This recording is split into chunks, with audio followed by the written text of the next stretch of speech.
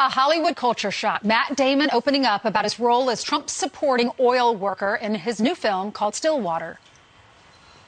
Oklahoma's, I think was the reddest state in the last two elections. And you talk to those roughnecks, they're always going to vote. I mean, they're in the oil business. Their livelihood depends on that. You know, being invited into their homes, into you know, a backyard barbecue, and the guitar comes out and somebody starts singing church songs. I didn't know when I first read the script how specific this culture was in Texas and Oklahoma, these roughnecks and what they do. And so it was really eye-opening for me. So what do real-life oil workers think? Let's ask one of them, former Keystone Pipeline worker Neil Crabtree, and he joins us now. Good morning to you, Neil. Good morning. How are you doing? I'm doing well, thank you. What did you think of Matt Damon's comments?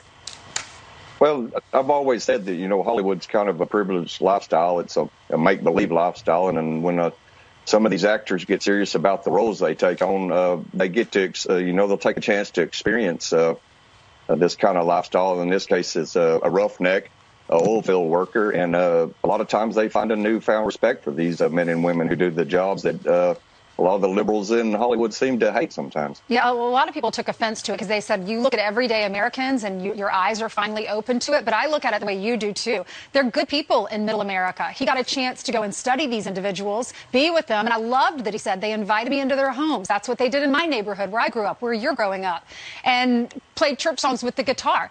I mean, these are good people. We can have our differences, but respect one another and know that not everyone's like you, Hollywood, right?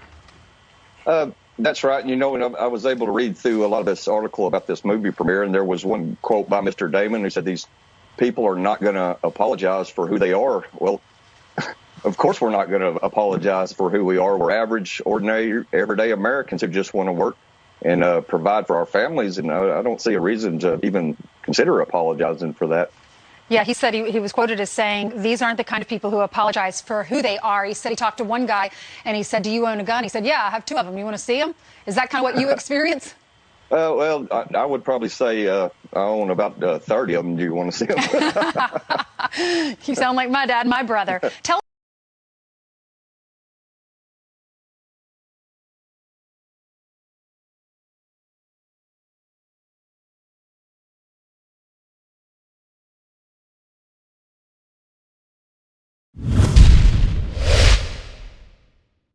CEO of Turning Point USA. If you liked this video, be sure to subscribe to our YouTube channel at Turning Point USA.